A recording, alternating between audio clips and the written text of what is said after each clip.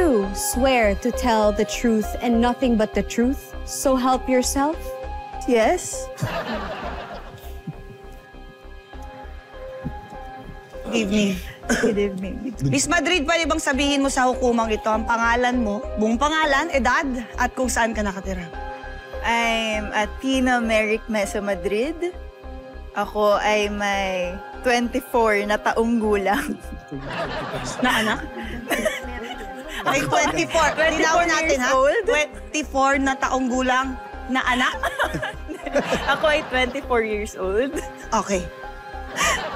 Nakatira sa Marikina City. Marikina. Noong August 24, 25, matatandaan mo ba? Pwede mo bang sabihin sa amin kung nasaan ka? 5, Japan. 4, Japan. Let it be clear, sa hukumang ito, nasa Japan siya ng August 24, 2025. Sabi ko na eh. Yun yung alibay niya. Ano ang ginagawa mo sa Japan ng August 24, 2025, Miss Madrid? August 24, 2025. Ang ginagawa ko po sa Japan ay kasama ko po ang aking boyfriend. Ay, my God! Yung kasama. Sinabi mo, kasama mo ang iyong boyfriend, August 24, 2025 sa Japan. At sinabi mo rin sa isang salaysay na hinold up ka. Nandito ba sa hukumang ito ang nang-hold up sa'yo, Miss Madrid? Nandito po. Nandito po. May tuturo mo ba? Sino ang humold up sa'yo? Gamit ang iyong kanang paa. Ayun po. Sino? Pwede ka ba tumayo? Siya po. Opo. Ituro mo siya gamit ang iyong kanang paa. Siya po. Siya? Opo. Pwede ka ba tumayo para malinaw sa hukumang ito? Tumayo ka! Siya ang hold-upper. Anong pangalan mo? Robert Villar Jr. Robert Villar Jr. Siya ang hold-upper? Sigurado Yes ka? po. Tapos ka na ba? Anong height ng hold-upper? Anong height? Hanggang saan mo? Kilikili po. Hanggang kilikili. Halika dito. Objection, Your Honor.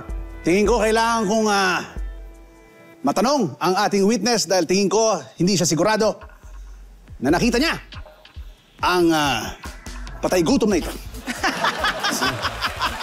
May I proceed? Go ahead. Sustain. Take it away. Okay. Mr. Rere, pwede ka nang umupo.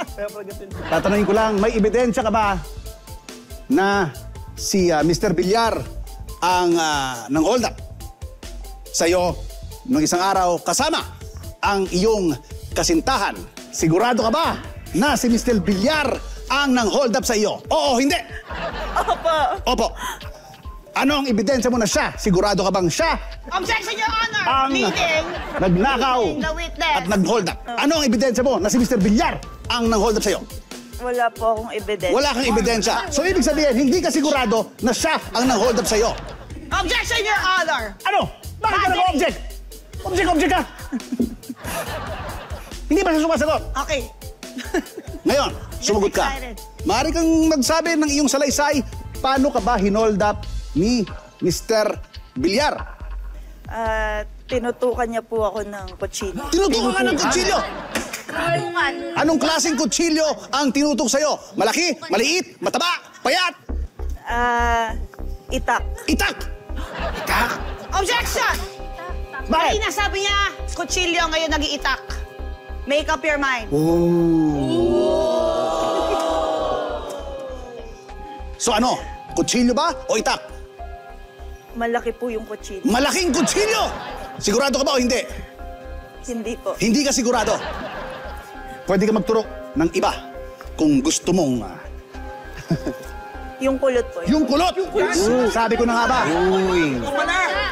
Sinasabi ko na nga ba, basta kulot, salot! Kayo! Ngayon, tingin mo ba siya ang tumutok sa iyo ng kutsilyo? Sigurado na po. Sigurado ka. Ano ang ginawa ng iyong kasintahang nukno ka ng tangkad para ma-hold up ka ng maliit na ito? Sinabunutan po. Sinabunutan! yung kasintahan mo sa balbas? Nung tinutukan niya po ako ng kutsilyo, Oh. sinabunutan po siya ng kasintahan. Totoo ba na sinabunutan ka? Bakit ikaw ang tinatanong ko? Hindi ka naman witness. Sigurado ka ba? Objection, Your Honor. There's no evidence of hair strangulation because we counted the hair before the incident and after the incident, the hair is complete.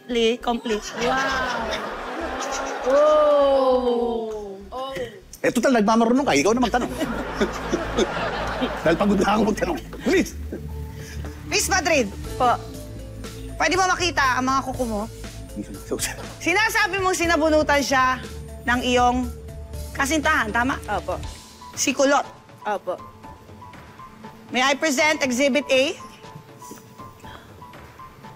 Makikita po natin. Bakla ba yung acting mo? Sinisigurado mo? Hold on. Makikita po natin sa bandang side ng tenga ni Kulot, meron siyang mga pinch marks. At kapag sinukat natin ang kuko ni Miss Madrid, mapapatunayan natin siya ay sinakta ni Miss Madrid. Kanina lamang sabi niya ang nang-hold up ay si Mr. Villar, ngayon si Kulot. Tama ba? Do I have to go on? Yes. Or you can prove sinabunutan ba siya o kinurot mo ang kanyang mga kuntil? At saan siya sinabunutan ng iyong kasintahan? Sa buhok ba? Sa itaas? O sa buhok ba? Sa kilikili? Sa buhok sa taas. Sa buhok sa itaas?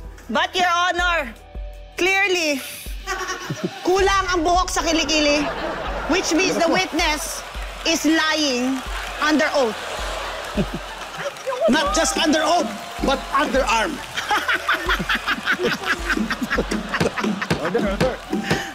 Ano ba? Yes. Anong ginagawa kanina? Okay. Base sa lahat ng ebidensya, may desisyon na ang hukumang ito.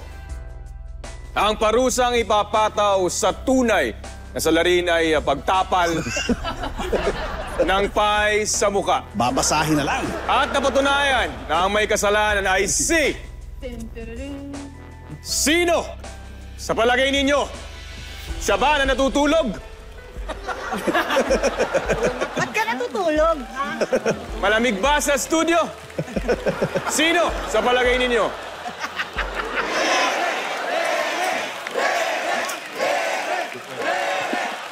Wala! Sinasabi ko na nga ba? Oh my God! Miss Madrid! Ikaw ang itinurong may sala na nagtutok ng kutsilyo at itak sa iyong sarili. Oo. Ikaw ang magpay dyan dahil ka-gym ko ang kapatid niyan. Kayo bahala dyan. Oh my God! Oo. Ready? Konti lang. And... Gusto ko marami. Ah, dito din ako. Sige! Guilty! First time niya, di ba? First time na! Hindi ba siya isusunod? Kate Rere, I'm so sorry. Welcome. Sa hair. Wait lang.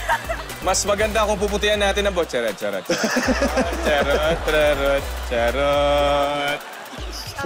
Order! Order in the court! Isang ano, isang iced tea. Umayos na kayo! Umayos na kayo! At palakpakan natin ang bisita natin ngayong gabi, Real Madrid! Rere, Thank you. Rere! Halika na dito, Rere! At welcome back natin! Galing sa langit, Angelica Hart! Ayun, nandito! Sandali! Andito ka pa? Teka, nahirapan ka bang mag-invento ng kwento kanina? Oo, kuya. Mas nahirapan kami magtanong sa'yo, hindi ka nagsasalita. Parang tayo din, Dick. Oo nga eh, para tayo yung na-challenge eh.